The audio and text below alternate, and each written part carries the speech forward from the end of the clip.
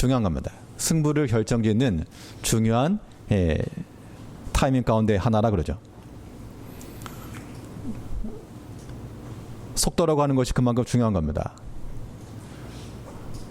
우리가 어떤 질병이 있어서 병 고침을 받거나 혹은 약물 치료할 때에도 이 회복이 잘 되면, 회복이 빠르면 금세 강건함을 얻을 수가 있겠으나 그렇지 않으면 계속 고통스러운 겁니다. 우리 신앙적 면에 있어서도요, 우리 이 믿음이라고 하는 것들이 때로는 상함이 될 수가 있는데 회복이 빨리 되셔야 됩니다.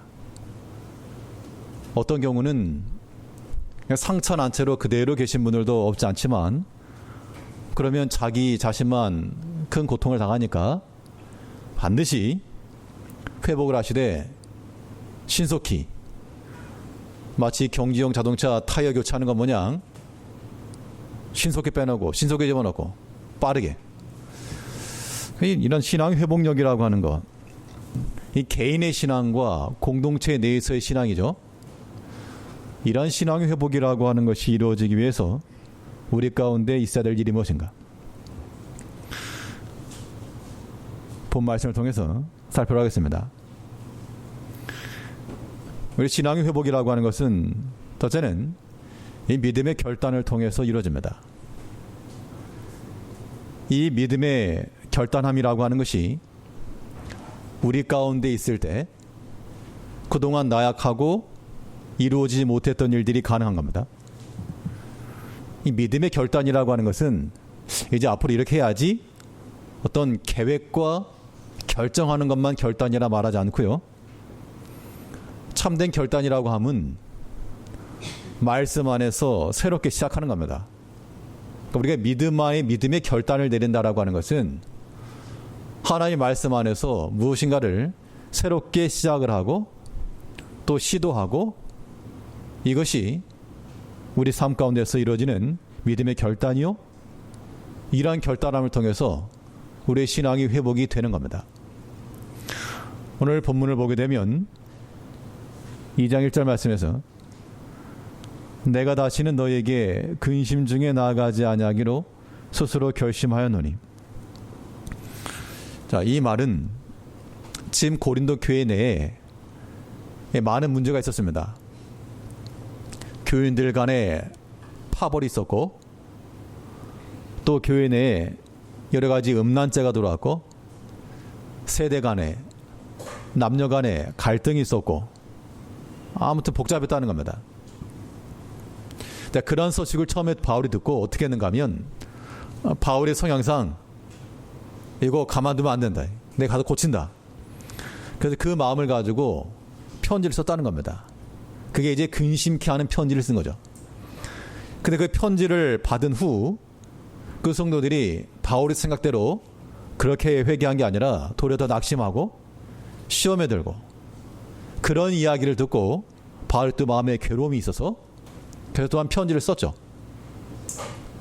그 편지 쓴 후, 그게 이제 고린도 전서에 해당하고요. 그 다음에 이 편지를 받은 후 교인들이 어떻게 반응했을까?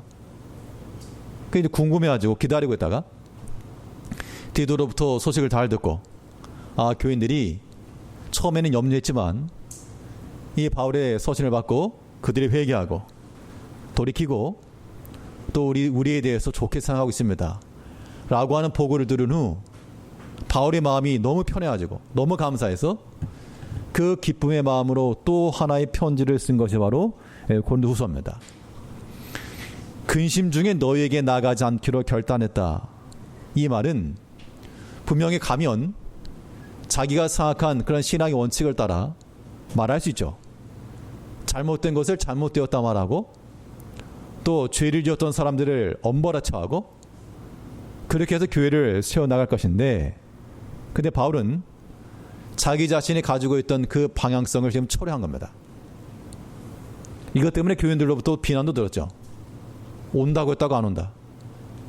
바울이 다 저거 거짓되기 때문에 온다, 이런 말이 있었지만 바울은 그래도 내가 다시는 너희를 근심케 하지 않기로 내가 결단하였다. 이게 방향 전환입니다. 우리의 개인의 신앙도 그렇고요. 교회도 마찬가지입니다. 우리가 빠른 회복과 또한 더 큰 성장함을 위해서는 이러한 방향 전환과 멈춤과 방향 전환이 동시에 이루어지는 거죠.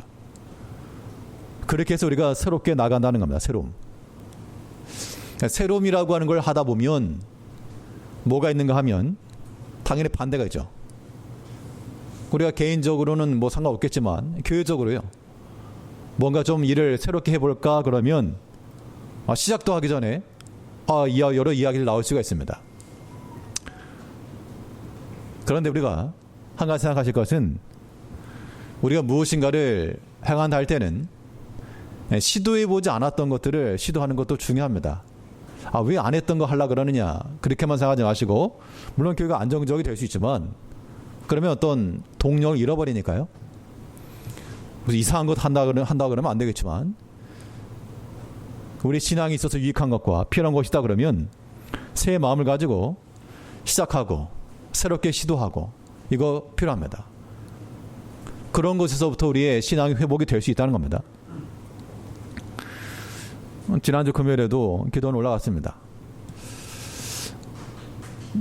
있으면서 제가 무슨 생각을 했는가 하면 또 이제 온라인으로 참여한 거죠.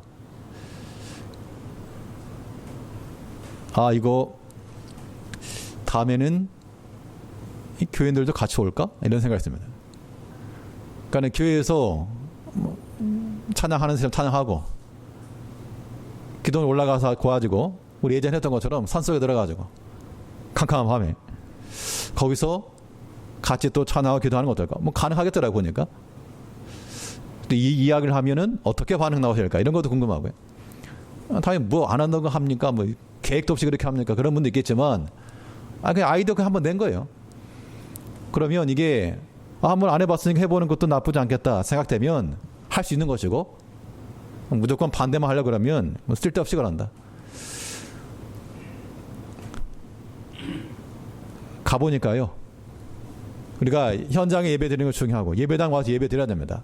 이게 제일 중요하고 또 특별히 산에 들어가면 마음가짐 자체가 달라집니다. 우리가 무엇인가를 새롭게 시작하는 것 이게 회복이에요. 회복. 제가 굳이 뭐 설교를 얼마나 잘하겠다고 산을 가느냐. 저 자신에게서는 그게 회복이 되기 때문에 회복이 된 걸 느꼈기 때문에 제가 한 것이고 그런 측면에서 우리 모든 성도들 마찬가지입니다. 신앙의 회복이 언제 되는가? 예전에 하지 못했던 것들 새롭게 하셔야 돼요. 새롭게. 안 했던 거 하라는 게 아니라 하셨던 것들을 다시 하는 겁니다. 하셨던 것들. 그러려면 뭐 해야 됩니까? 예전에 하던 것들을 안 한 상태니까 현재 안 하고 있는 그 상태에서 돌이키는 겁니다. 예전에 다들 믿음 생활 잘 하셨잖아요. 장로님 기도 중에도 우리 어르신들 세대부터 오랫동안 말씀 철저하게 잘 배우시고 말씀대로 잘 배웠다. 저 여러 차례 들었습니다. 그 말인즉슨 어떻게 해석하는가 하면 지금은 아니에요 그런 건지 아니면 뭐 어떤지 모르겠습니다만 지금 만일 아닌 상태라 그러면 1차적으로는 우리가 믿음의 결단을 가지고 돌이킬 바를 돌이켜야 됩니다. 바울이 자기 자신이 가지고 있었던 목회적인 그런 방향 있었지만 이렇게 나가면 교인들이 시험이 들고 근심 가운데 빠진다. 그래서 내가 그렇게 하지 않기로 내가 결단했다. 그렇게 말한 것은 일단 자기 자신을 돌이킨 거죠. 우리 개개인의 신앙에도 마찬가지입니다. 우리가 하나 앞에서 그런 새로움과 회복함을 얻으려면 일단은 멈추고 돌이켜야 됩니다. 뭘 돌이킬 것인가? 하나 앞에서 발휘하지 못하던 것들을 돌이키셔야죠. 주를 위해 생하지 못하던 것들, 사람의 생각들, 이런 것들 돌이킬 때 그때 하나님의 은혜가 임하는 겁니다. 우리 예레미야 25장 5절 말씀에서는 너희는 각기 악한 길과 너희 악행에서 돌이키라.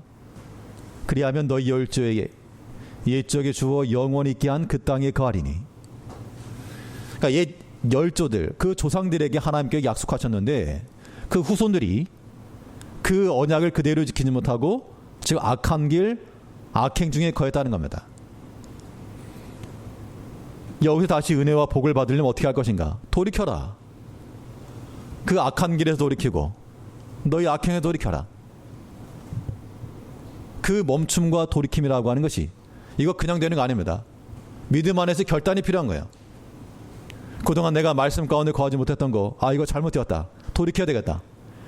그 마음가짐과 동시에 실질적으로 말씀에 의해서 실행에 옮기는 것까지.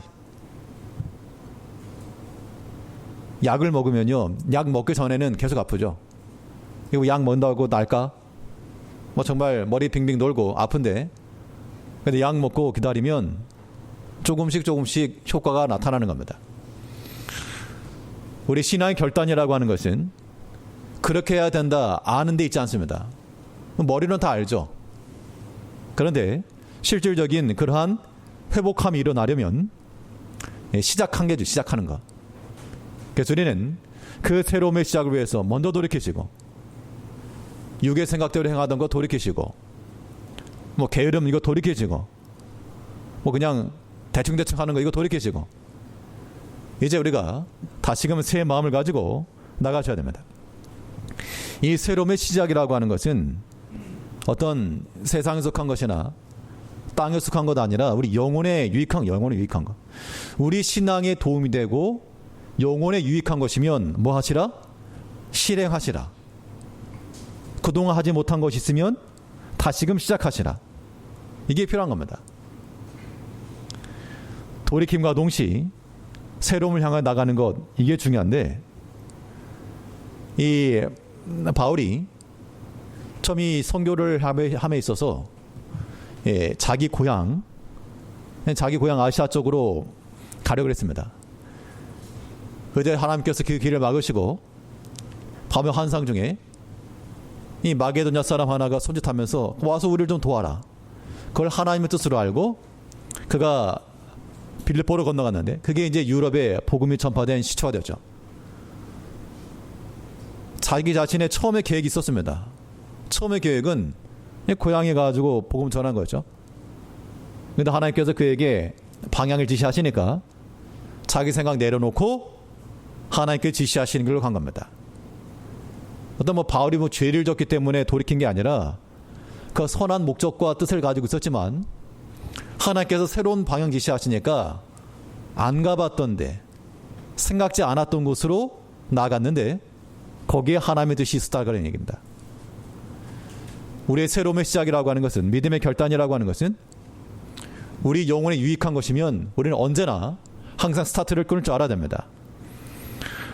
본문 2절 말씀을 보시면, 내가 너희를 근심하게 하면 내가 근심하게 한 자밖에 나를 기쁘게 할 자가 누구냐.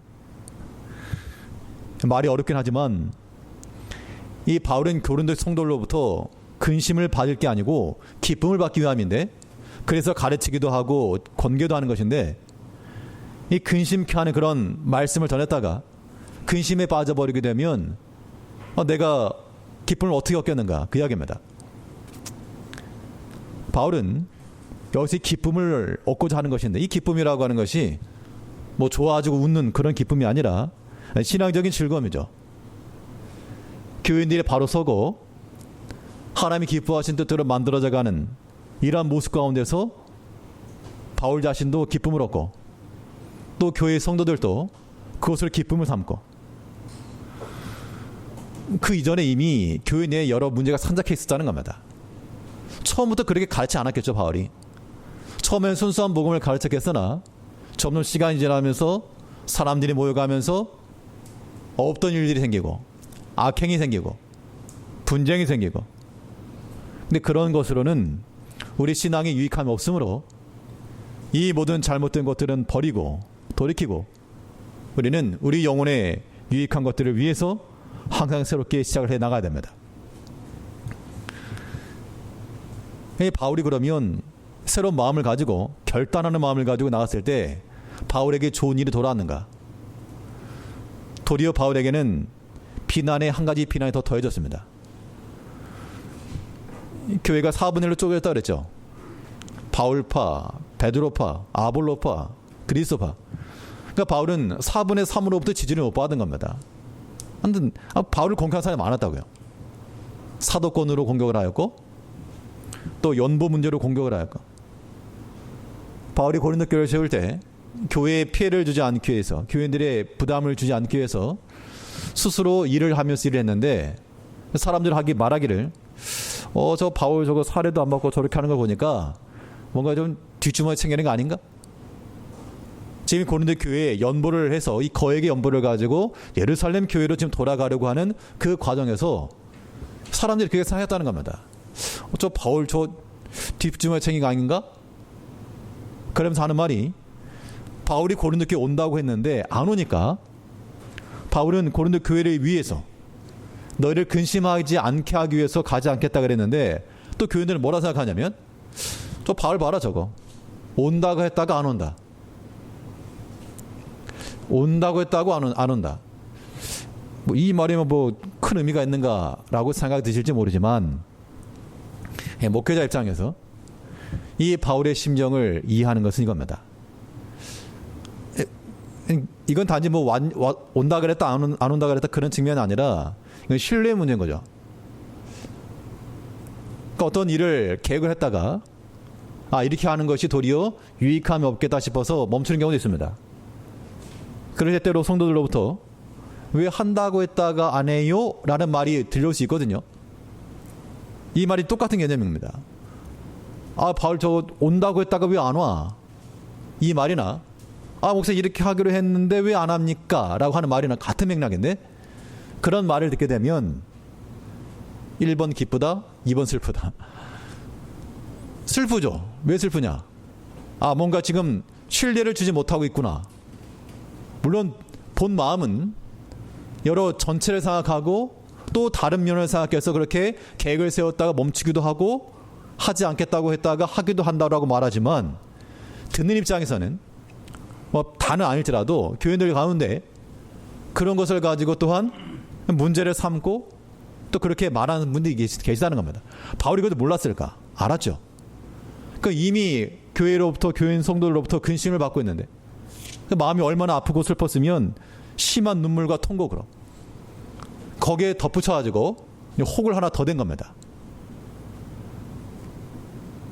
그가 알았으나 교회와 성도들의 영적인 유익을 위해서 내가 차라리 한마디 더 듣고 만다, 그 마음을 가진 겁니다. 그런데 그런 마음을 가진 게 도리어 그 교회가 회복되는 좋은 지름길이었다는 얘기죠.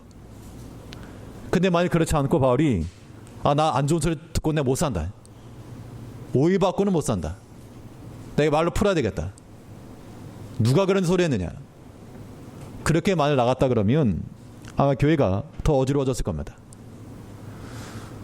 우리 성도님들, 특별히 교회를 위해서 특별히 앞장서 수고하시는 모든 분들은 바울과 똑같아요. 그러니까 우리가 선한 마음을 목적을 가지고 주의를 하더라도 사람들이 잘한다 박수만 쳐주는 게 절대 아니라는 겁니다. 둘이 일 안 하면 욕먹을 것도 없죠. 근데 하다 보면 꼭 말이 나오게 돼 있어요. 우리가 막 속상하기까지. 그럴 때 우리가 어떻게 하셔야 되는가? 그게 만일 유익하지 않은 일 같으면 그냥 버리면 되고요. 신앙에 유익한 일 같으면, 해야 될 일 같으면 내가 한 번도 비난받는다, 그 마음을 가지고 나가셔야 돼요. 그래야지만 개인 신앙과 공동체 신앙이 회복되는 겁니다. 이 다니엘의 신앙 고백이 이겁니다. 신상 앞에 절해라. 그러면 아무 문제 없다. 이때 다니엘 생각하기를, 어떻게 한번 혹 절해? 근데 그렇게 하지 않고 내가 비록 여기서 큰 환난에 당하여 죽는다 할지라도 절대 절할 수 없습니다. 하면서 했던 말이 무엇입니까? 하나님을 섬기는 이 믿음의 지조를 버리지 않기 위해서 그리 아니하실지라도. 다니엘 3장 18절 말씀에서는 그리 아니하실지라도 왕이여, 우리가 왕의 신들을 섬기지도 아니하고 왕의 세우신 금신상에게 절하지도 아니할 줄을 아옵소서. 그러니까 그리 아니할지라도 우리는 안 하겠습니다, 그겁니다. 이게 믿음의 결단인 거죠. 그럼 이 결단이라고 하는 것이 자기 자신들의 육체의 유익이 있었는가? 그렇지 않습니다. 도리어 한번 무릎 꿇고 절 한번 하게 되면 그 바벨론의 그 부귀영화를 누릴 수 있는 것이 보장되었죠. 근데 그들은 그 영적인 유익을 버리지 않고, 비록 그리 아니하 하나님이 우리를 건지실 것인데 그리 아니하실지라도 우리는 절하지 않겠습니다. 내가 한 번도 고난받고 비록 내가 죽임을 당할지라도 이 믿음의 일 멈추지 않겠습니다. 그겁니다. 우리가 무슨 다니엘처럼 이 죽는 문제까지 나가지 않지만 우리가 때로 믿음의 일치를 하다 보면 우리 마음 상하게 하는 경우들 많이 있습니다. 예수님께서 비난받으셨죠. 귀신의 왕이라고. 그 귀신의 왕이라고 하는 말이 얼마나 큰 상처인지 아십니까? 그것도 예수님한테, 하나님 아들한테 귀신의 왕이라고. 세상에 있는 가장 악한 말 한 겁니다. 여러분들 무슨 말 들으면 속상하세요? 여기 뭐 직분자들도 많이 계시는데 어떤 말 들으면 속상하십니까? 아주 악랄한 말 들었다는 겁니다. 예수님께서도 그 말을 들으시면서도 하나님 뜻을 이루기 위해서 참으셨고요. 바울도 마찬가지로 자기의 그 근심의 눈물, 교회를 생각하고 성도들 생각하여서 아프고 애탔던 그 마음, 교인들 다 알아지 못해도 그것을 하나도 감당하는 마음으로 내가 더 감당한다. 그 마음 가지고 나아갔기 때문에 그 교회의 회복함이 이루어진 겁니다. 우리가 그것을 노력해야 됩니다. 당연히 목회자도 그럴 것이고 직분자들, 특별히 더 앞장서 수고하시는 모든 일꾼들은 뭐 내가 칭찬받겠다 그런 마음 가지고 절대 못하죠. 대신 욕먹는 자리가 바로 일하는 자리입니다. 그럴 때 우리가 사람을 생각하지 마시고 주님 생각하시고 앞장서 갔던 이 믿음의 일꾼을 생각하면서 우리가 믿음의 결단함을 가지고 나아갈 때 우리가 사는 겁니다. 이 신앙 회복이라고 하는 것은 이 믿음의 결단이 중요하고요. 또 이 바울은 이 회복이라고 하는 궁극적으로, 그러니까 믿음의 결단이라고 하는 것은 아픔이 동반되는 겁니다. 그렇죠? 근데 실질적 회복이라고 하는 것은 우리가 상처가 났으면 약을 바를 때 따갑고 아프죠. 근데 그게 지나고 나면 다 아물기 때문에 건강을 회복한다는 겁니다. 믿음의 결단이라고 하는 것은 때로는 아픔이 동반되죠. 근데 그 과정을 다 지나고 나면 결과적으로 우리에게는 영적인 만족과 또한 즐거움과 기쁨이 있어야 한다는 겁니다. 그러니까 신앙적 측면에서 회복이 되었냐 안 되었냐 어떻게 알면 되는가 하면 그냥 뭐 얼굴만 봐도 알아요. 얼굴만 봐도. 인상파로 있다. 인상파로 있다 그러면 아직 회복 안 된 거고요. 인상이 펴졌다. 오케이. 회복된 겁니다. 그 기쁨을 공유하는 것 자체가 우리에게는 회복이 되는 증거라는 겁니다. 바울도 고린도 교회 서신을 보내면서 전엔 내가 근심했지만 이제는 내가 너희로 인하여 기쁨이 있고 또 나의 기쁨이 너희에게 전달되어서 너희도 함께 기뻐한다. 회복되었다는 겁니다. 이 기쁨을 공유하는 것이 회복력인데요. 우리 고린도후서 2장 3절 말씀에서 너희 모두에 대한 나의 기쁨이 너희 모두의 기쁨인 줄 확신함이로라. 이 기쁨이라고 하는 것은 함께 하는 겁니다. 함께 하는 거. 그러니까 함께 즐거워할 줄 아는 것이 회복입니다. 함께 즐거워하지 않으면요? 덜 회복. 그러니까 관계성 속에서 여기서 말하는 관계라고 하는 것은 뭐 개인 뭐 가정이 되었건 뭐 부부간이 되었건 형제간이 되었건 아무튼 우리가 맺고 있는 모든 관계성 속에서 나의 기쁨이 나와 함께한 자의 기쁨이 될 때는 완전한 회복이 된 거예요. 그렇지 않으면요. 그렇지 않으면 아직 덜 회복된 겁니다. 이 기쁨이 공유되기까지 나가셔야 되는데 함께 기뻐해야 된다는 것이 참 말은 쉽지만 어렵죠. 그러니까 이걸 어떻게 생각하실 건가 하면 함께 기뻐하는 건데 그 책임이 누구에게 있는가 하면 우리 자신의 그 책임을 둬야 됩니다. 그러니까 만일 나와 함께하는 사람이 인상을 쓰고 있다. 누구 잘못이다? 저 사람 잘못이다 그러지 마시고요. 그래가지고는 회복이 안 된다고요. 나와 함께 관계를 맺고 있는데 그 사람이 인상을 쓰고 인상파다. 그 문제의 책임을 자기 자신에게서 살펴야 됩니다. 바울이 지금 그렇게 나간 거예요. 그 교인들이 근심과 슬픔이 있을 때 그때 자기 자신의 눈물과 그 넘치는 사랑의 표현을 통해서 바울 자신이 신앙의 회복이 됨과 동시에 또한 성도들에게도 그 기쁨 마음을 전달되었죠. 그래서 처음에는 오해하고 있었고 근심하였던 그들이 이제 바울을 통해서 바울의 그 기쁨이 너희 기쁨이요, 또 너희 모두의 기쁨이 또 나의 기쁨이라, 이런 기쁨이 서로 공유가 되었다는 겁니다. 그러니까 우리가 교회 내에서요, 그러니까는 절대로 마음의 어떤 막힘이나 다툼이나 이렇게 가지고 나가시면 안 됩니다. 만약 그런 일이 있다 그러면 그거 푸셔야죠. 회복하셔야 됩니다. 회복이 안 된 채로 그대로 나가면 그 신앙생활이라고 하는 것이 얼마나 괴롭습니까? 이거는 남을 위해서가 아니에요. 남을 위해서가. 자기 자신을 위해서라도 우리는 이 믿음의 기쁨이 함께 나눠져야 됩니다. 그러니까 공유라고 하는 것은 말 함께 기뻐하는 것인데, 근데 말은 그렇게 해도 나 정말 도저히 그럴 수 없습니다. 근데 이것은 정말 잊을 수 없는 사건입니다. 나 때려 죽어도 이건 내가 잊지 못합니다. 이거 용서할 수 없습니다. 그렇게 되면 기쁨을 공유하는 게 불가능하죠. 그래서 가능할 수 있는 유일한 방법은 항상 모든 게 원론으로 돌아가는 겁니다. 예전에 어떤 목사님께서 주례를 하시는데 그 신랑 신부 앞에 놓고 하는 말이, 남편 중심으로도 살지 말고 아내 중심으로도 살지 말고 그리스도 중심으로 살아라. 그럼 너네들 싸울 일 없다. 맞는 말씀이죠. 우리가 다 그리스도 안에 들어가게 되면 우리가 서로 기쁨과 서로 즐거워하는 것이 가능하다는 것. 유일한 길. 왜 내 생각대로 안 맞춰주냐, 이러면 싸움이죠. 우리가 그리스도 안에 들어가서 그의 사랑과 그의 섬김과 그의 약하심과 그의 낮아짐까지 같이 낮아지게 되면 거기서 우리가 함께 즐거워할 수 있다는 겁니다. 이런 자들은 다 주 안에서 즐거워할 수 있다고 그랬어요. 시편 5장 11절 말씀에서 오직 주에게 피하는 자는 다 기뻐하며 주의 보호를 인하여 영영이 기뻐 외치며 주의 이름을 사랑하는 자들은 주를 즐거워하리이다. 우리의 기쁨을 공유한다라고 하는 것은 내 밑으로 들어와라 이렇게 해서 안 됩니다. 내 계획과 생각 안으로 들어와라. 안 들어와요. 왜요? 여기에 대해 답변할 수 있어야 됩니다. 우리가 다른 사람에게 내 생각으로 들어와라, 내 뜻으로 들어와라, 안 들어오죠. 안 들어오는 이유가 뭡니까? 나도 안 들어가니까. 다른 사람이 내 생각으로 들어와라 할 때 나도 안 들어가거든요. 왜냐하면 똑똑하니까. 사람이 다 자기 생각이 있다고요.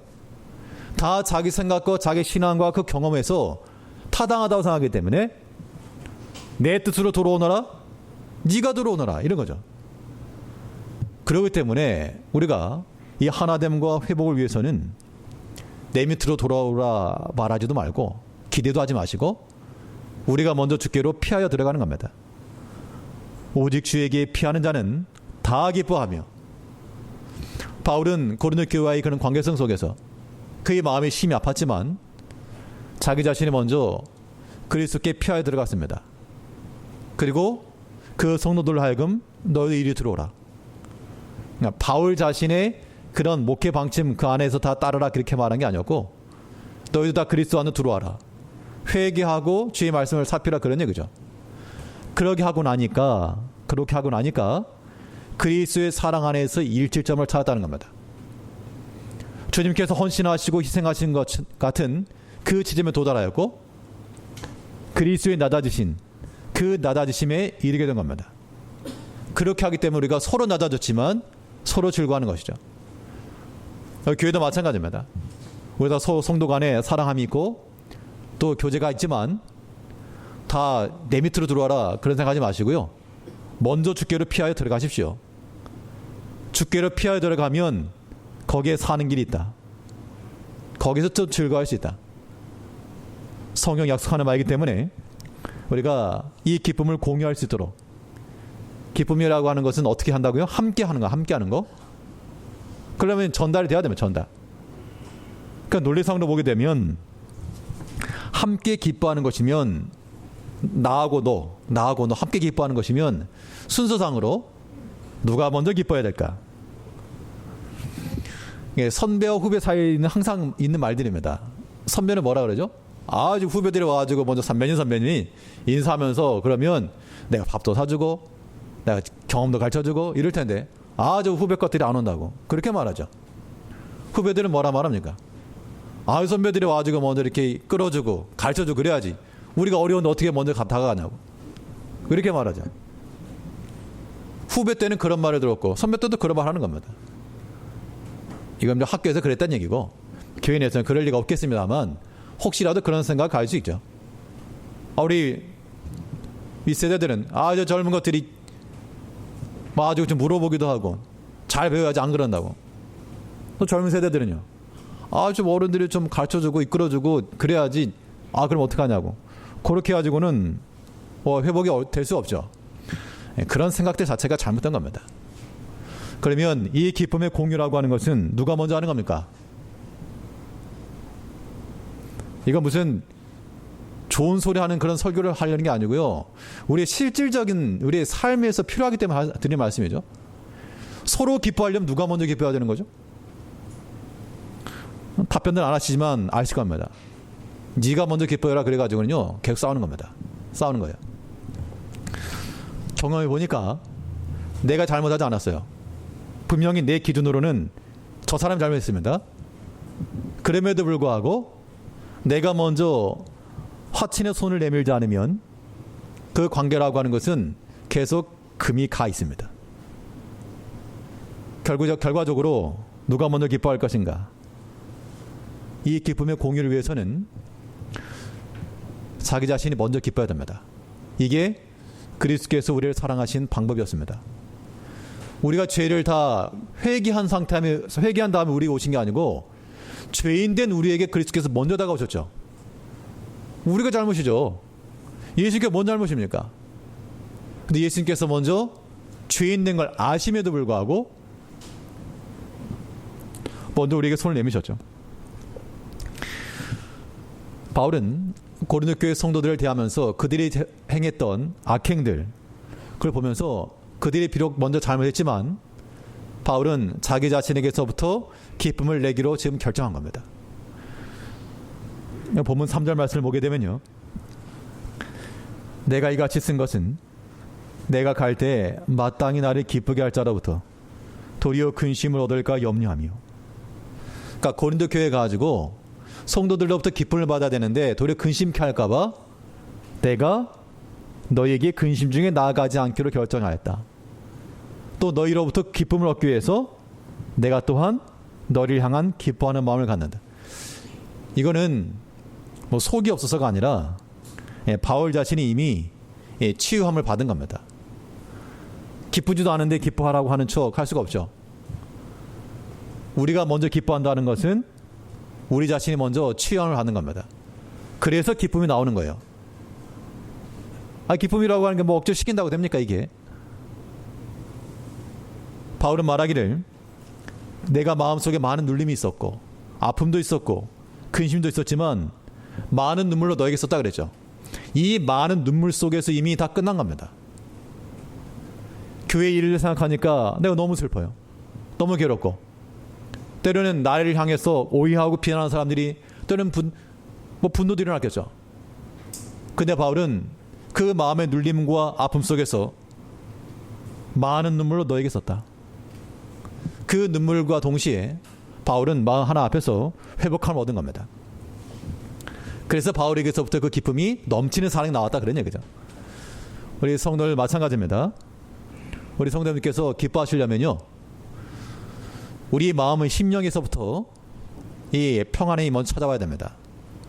마음이 복잡하고 어지러우면 요동하고 격동함을 받게 되면 거의 다툼이 일어나고 우리 마음이 그리스도 안에서 안정된 심령을 가져야 되는데 그러려면 방법은 하나밖에 없습니다. 그 그리스도의 평강이 우리 마음 가운데 임하기까지 그 그리스도의 평강이 우리 마음을 주장하시도록 내어드려야 됩니다. 골로새 3장 15절 말씀에서는 그리스도의 평강이 너희 마음을 주장하게 하라. 평강을 위하여 너희가 한 몸으로 부르심을 받았나니 또한 너희는 감사하는 자가 되라. 그리스도의 평강이 너희 마음을 주장하게 하여라. 그러니까 이거는 세력의 싸움인 겁니다. 내 마음이 강하면 그리스도의 평강이고 뭐가 없고 그리스도의 평강이 강하시게 되면 내 마음이 상한 것일지라도 이것이 평강으로 나갈 수가 있다. 그러므로 우리 성도님들, 특별히 주일하는 모든 일꾼들은 이 말씀 항상 잘 기억하셔야 됩니다. 우리가 일하는 게 목적이 아니에요. 일하는 게 목적이 아니라 서로 성도 간에 사랑하고 함께 기뻐하고 주 안에서요. 또 주님과 함께 기뻐하는 것이죠. 이 일을 위해서 누군가 하나는 희생할 수 있고 헌신해야 된다. 예수님께서 우리 위해서 헌신하시면서 구원 이루신 것처럼요. 예수님께서 특별히 우리에게 좀 네가 좀 해라. 다른 사람 안 되겠다. 네가 좀 해라.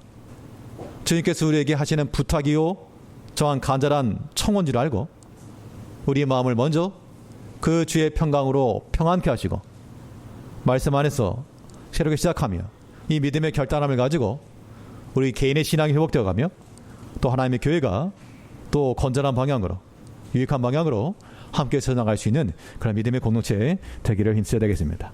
기도하겠습니다. 우리를 사랑하신 아버지 하나님, 우리가 아직 원수되었고